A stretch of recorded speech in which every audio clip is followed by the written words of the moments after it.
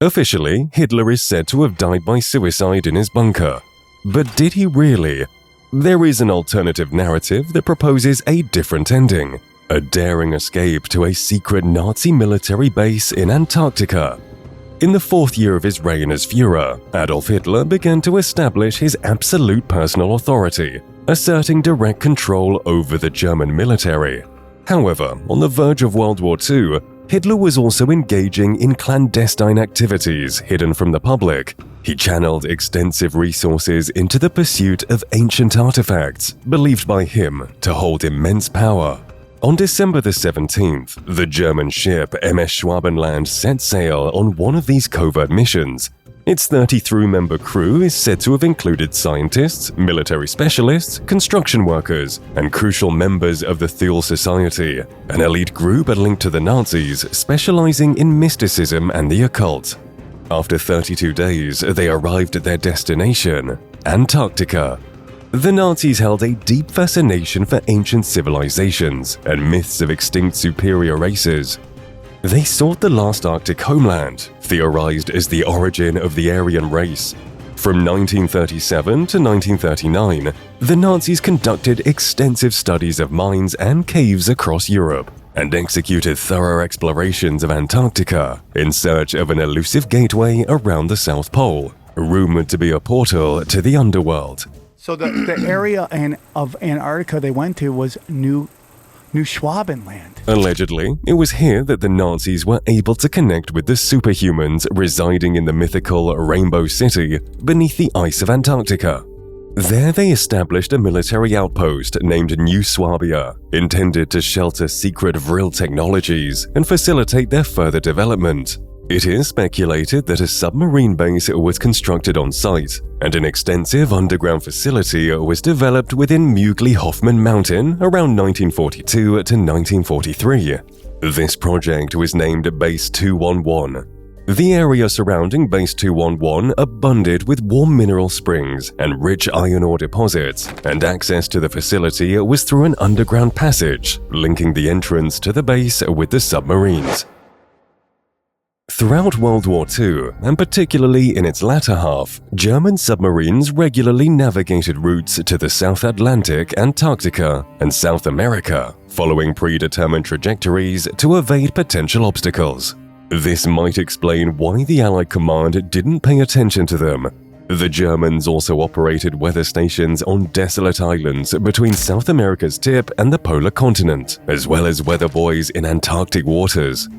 In 1942, another project was initiated, the permanent colonization of a military settlement in the region surrounding Base 211.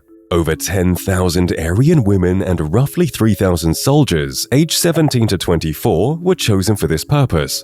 The theory suggests that in March 1945, near the end of the war, the final shipments of Vril technology were discreetly relocated there, under the supervision of SS General Hans Kammler, who also oversaw the programs that were developing the Reich's classified weapons.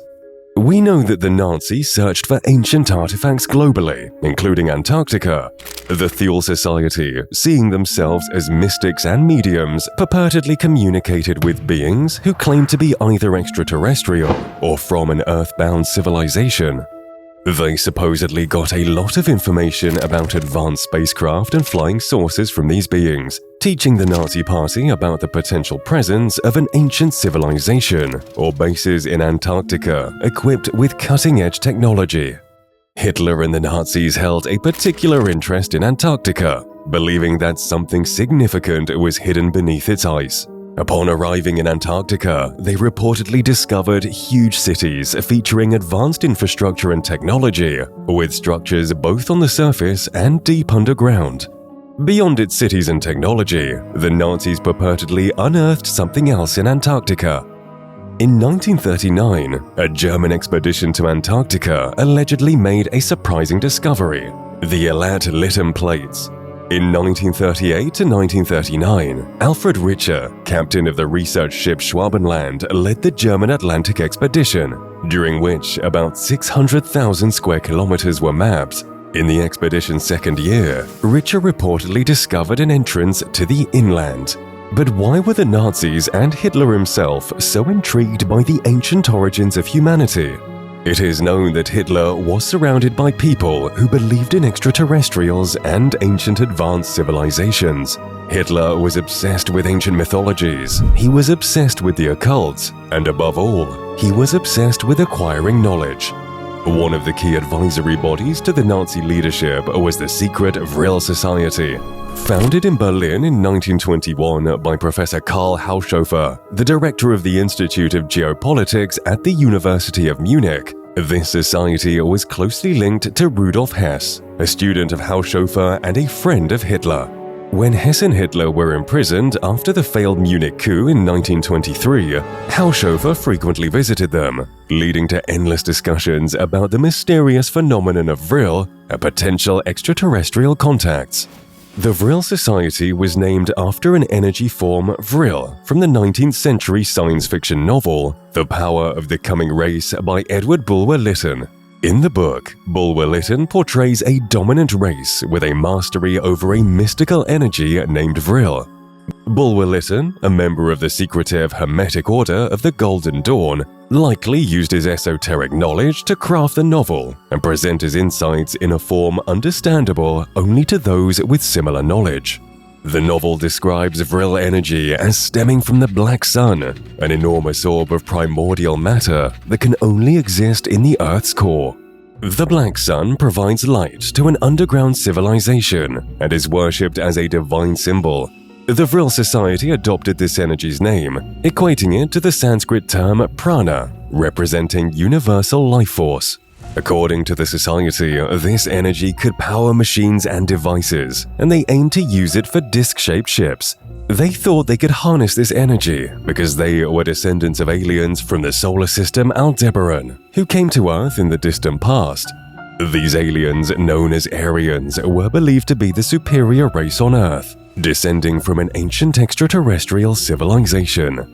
The Thule Society propagated the belief that an ancient civilization once ruled the surface of Earth, before retreating to its inner layers after a catastrophic war with another alien civilization. They speculated that these beings might be the mythical Atlanteans or Lemurians, or even an older extraterrestrial civilization that created these societies.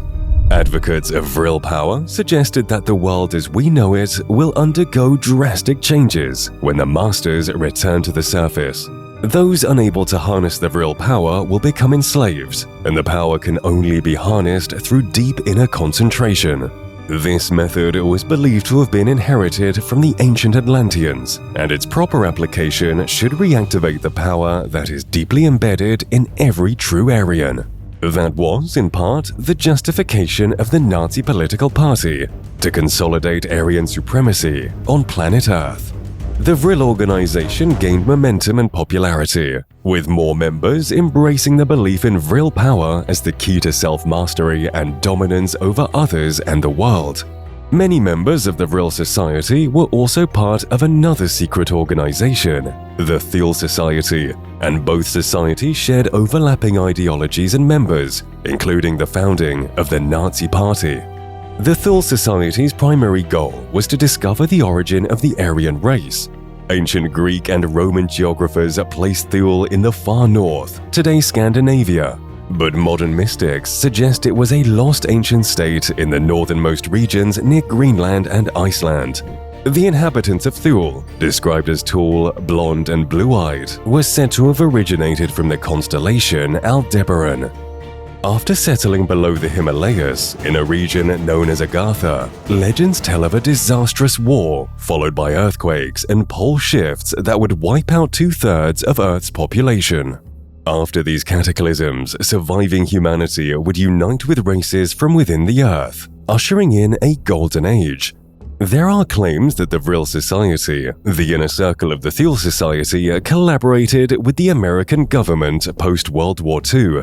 Consequently, Germanic members of Thule and Vril were secretly relocated to the United States in an operation known as Clamor. Some even claim that the Nazis harnessed Vril's power and landed secretly on the moon in 1942, building a base that was later destroyed by the Americans.